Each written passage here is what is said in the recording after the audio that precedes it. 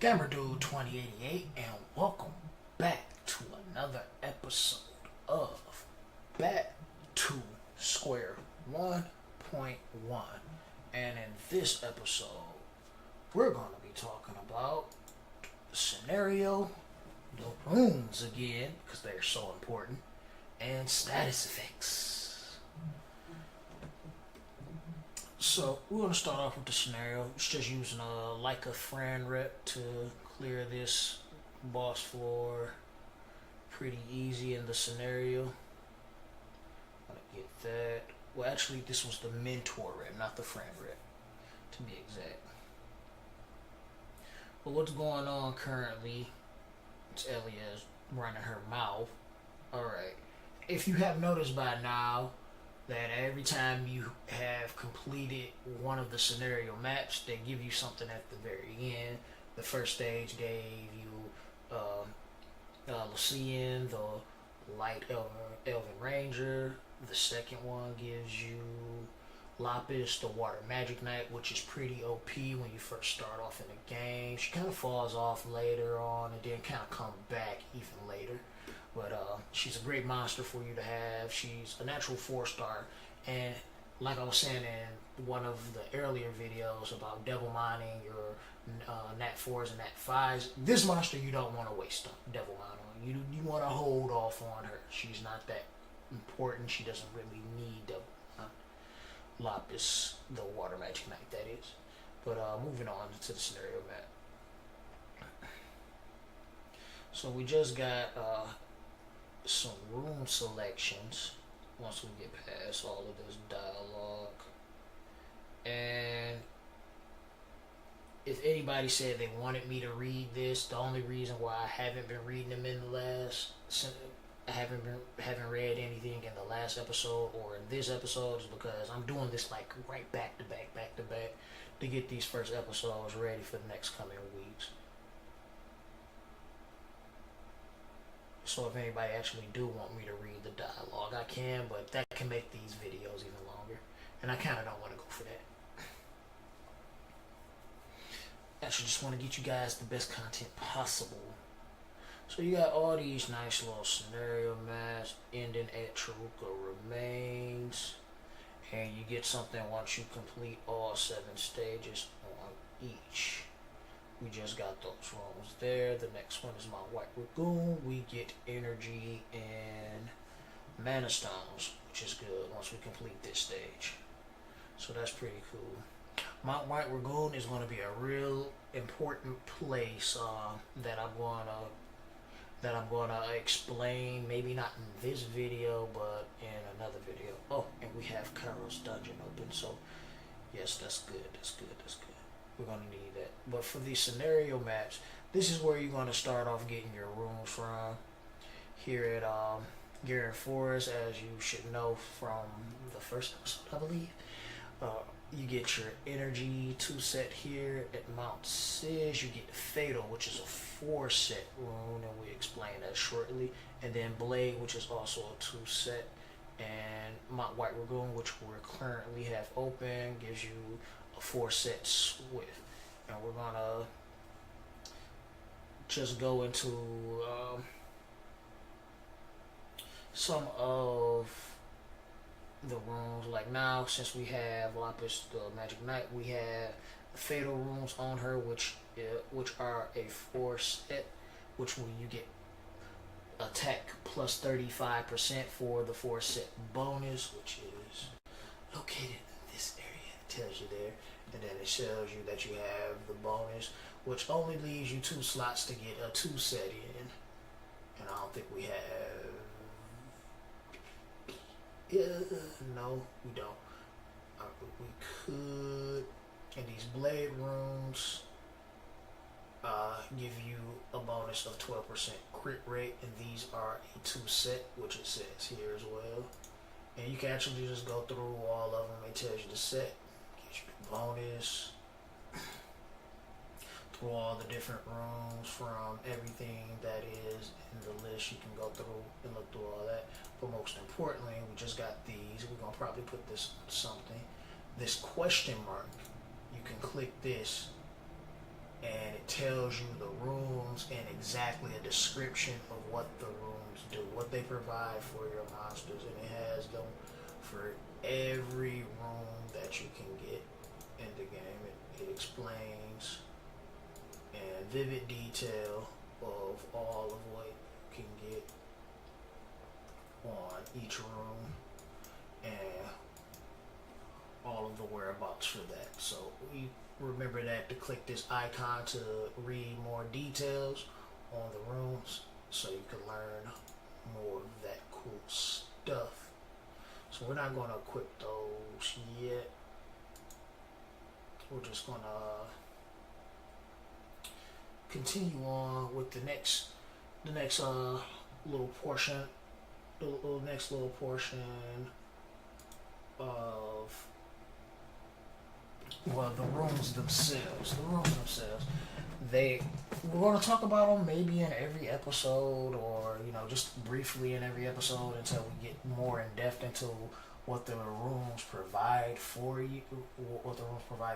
At the very beginning, it really doesn't matter. The only thing you're doing is just throwing random rooms in to complete the set bonus. But later on, we're going to start talking about the stats that are on the rooms and what they provide and what monsters should use what rooms and what stats and whatnot. All of that good stuff. You see, we have a few new monsters. Duran gave us this Teon, the Light Garuda, a really cool monster. A healer and a reviver, which is in his skill list, and I believe he awakens into his revive. Yes. And all that cool stuff. So we got a few monsters under our belt. We pulled a fusion monster from the Unknown Scroll. That's that water martial cat. This one, the little martial kitty. And can we click? It's not allowing us. Oh, there we go.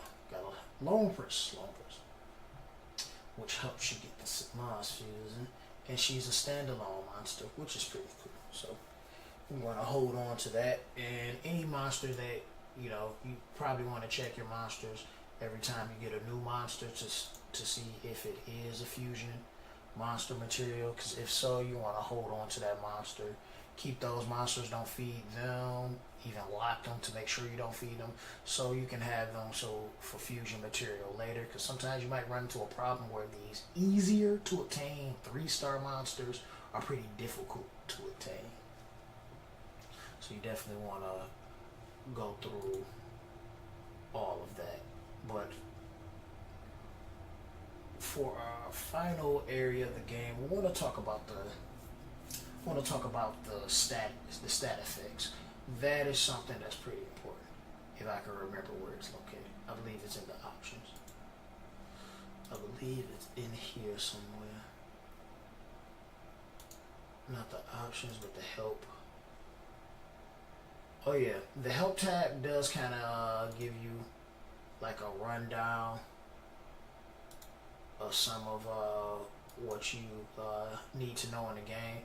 This can help you. Here we go. Beneficial and harmful effects. This is what we're looking for.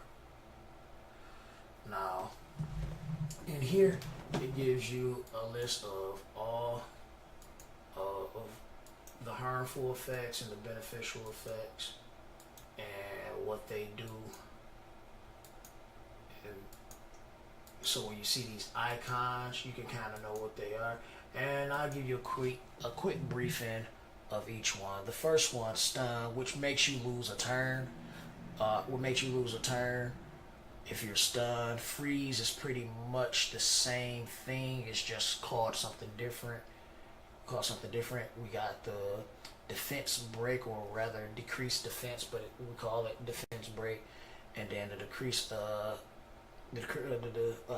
defense decreases the defense by 70%. Oh, I thought it was 50. Wow, by 70%. So that's a lot of your defense broken, which allows you to do more damage when you have a monster that can break defense. Then the attack break, decreasing it by 50%, which is pretty tremendous. And then you got the continuous damage, which we call dots, which I said in a previous episode, of 5 percent of your max HP is put as damage, and it ignores defense, so it's going to always do 5% of your max HP.